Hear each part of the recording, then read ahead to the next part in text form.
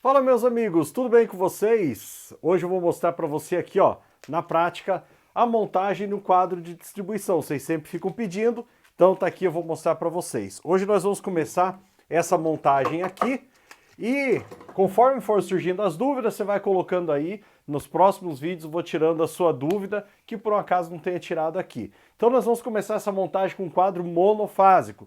Depois você vai perguntando as suas dúvidas para esse quadro aqui ou para outro quadro, bifásico, trifásico. Aqui a gente consegue montar bastante coisa. Se não couber aqui, a gente pega um quadro maior ainda para te mostrar.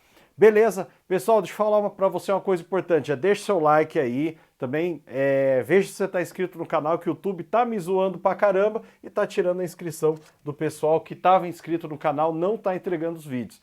Então não esquece, é importante, deixa seu like e também ver se você está inscrito no canal. Fechado? Bora lá então. Primeira coisa que nós precisamos fazer, alguns detalhes aqui podem ser variáveis. Por exemplo, nós estamos fazendo a montagem de um sistema monofásico. Para esse exemplo aqui, eu não vou citar muito, mas eu imagino aqui num sistema monofásico 127 volts. Mas se for um sistema monofásico 220 volts, não vai mudar nada, somente o dimensionamento dos disjuntores. Então isso aí você vai fazer, cada um vai fazer conforme a sua necessidade. Vamos lá. Então, monofásico, eu preciso de pelo menos 3 componentes para eu ter as proteções mínimas necessárias do quadro de distribuição. Isso aqui é uma instalação bem simples. O pessoal vive pedindo, uma instalação bem simples. Para uma instalação bem simples, eu preciso de pelo menos 3 coisas. O disjuntor, o DR e o DPS. E aí também o aterramento, que faz parte, que complementa os 3, mas de dispositivos em si são esses 3. Então, primeira coisa, disjuntor geral. Qual é a corrente do disjuntor geral? Você vai ver conforme a sua instalação. São duas coisas que você precisa saber. Qual é a necessidade da instalação e qual a corrente disponível. Então não adianta, por exemplo, você dizer, eu queria 80 amperes, se só tem disponível 50 amperes. Então você tem que ver o que tem disponível e o que você precisa. Se o que você precisa não é compatível com o que tem disponível, vai ter que fazer aumento de carga, alguma coisa assim, mas aí cada concessionário tem suas normas, aí você tem que ver o procedimento com a sua concessionária. Estou colocando aqui um disjuntor geral, vamos começar com ele, disjuntor geral de 50 amperes nesse caso aqui. Já coloquei ele aqui. Aí eu falei para você que nós precisamos DPS e DR. Eu vou colocar na sequência que eu sempre gosto de instalar. E eu vou colocar mais um agravante aqui, ó. Vamos imaginar que eu não tenho essa parte de baixo do quadro. Vamos tentar montar tudo aqui em cima, somente nessa parte aqui do quadro.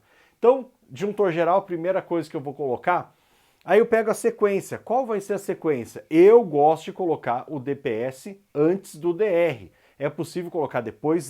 Mas aí já precisa ver se o DR ele é autoimune, e aí já complica um pouquinho. Então, eu sempre gosto de colocar o DR, ou aliás, o DPS antes. Então, nesse caso, nós vamos usar 2 DPS, vai ficar apertado. Então, por que nós usaríamos 2 DPS? Se o neutro não tivesse aterrado no BEP. Vamos imaginar que o neutro está aterrado no BEP, então nós vamos economizar um espaço. Se você tem dificuldade com espaço, então esse é o segredo para você. Aterra o neutro no BEP, se for o caso faz o BEP dentro do quadro, aí você só precisa utilizar DPS para as fases. Então a gente já ganha um espaço aí. Ok. Coloquei aqui o DPS.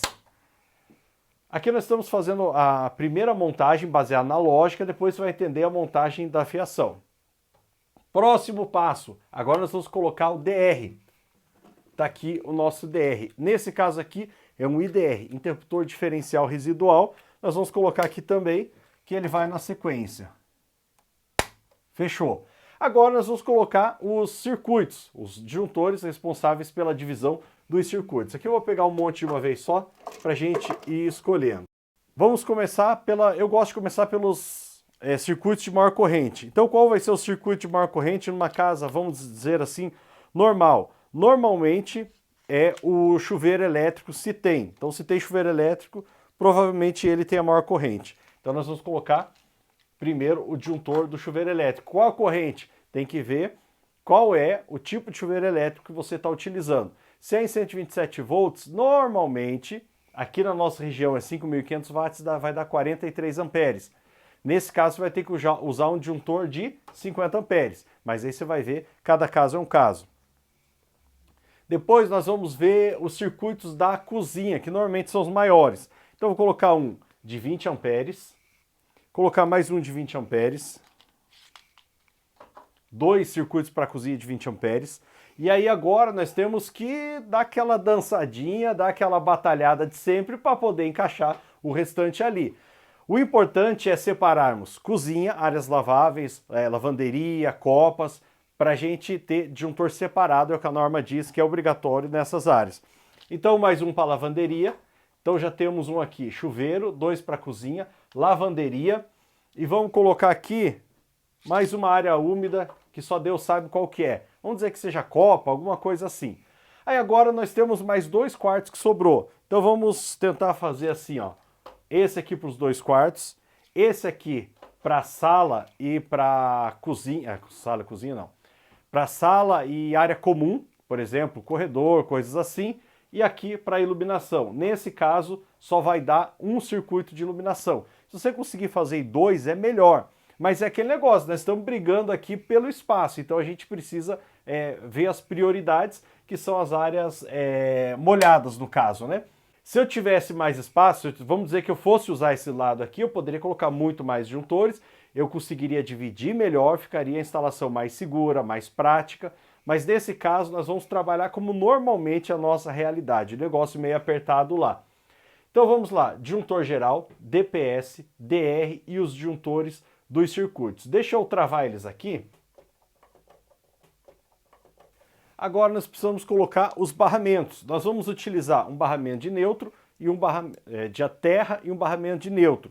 Desse modelo aqui, nesse caso, poderia ser aqueles que coloca aqui direto. Pode ser também, depende do que você tem disponível. Nesse caso aqui eu vou colocar um para o lado de cá, que é o de aterramento.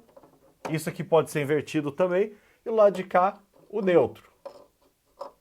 Nós temos 1, 2, 3, 4, 5, 6, 7, 8, 9, 10, 11, 12. Exatamente o tamanho que a gente tem disponível no quadro de distribuição. Então, já temos os barramentos aqui. Aqui nós temos na mão tudo que a gente precisa para montar o quadro de distribuição. Agora é só fazer a distribuição. Mas para esse vídeo não ficar longo, eu vou colocar a distribuição no próximo vídeo, já na sequência. Na próxima semana já coloco o próximo vídeo para você ver a montagem. Até aqui, qual é a dúvida que ficou? Coloca aqui embaixo nos comentários, que daí nas próximas aulas eu vou tirando as dúvidas para você não ficar com dúvida nenhuma. Fechado? Não esquece de deixar seu like, compartilhe esse vídeo com o seu amigo eletricista. Um forte abraço e até o próximo vídeo.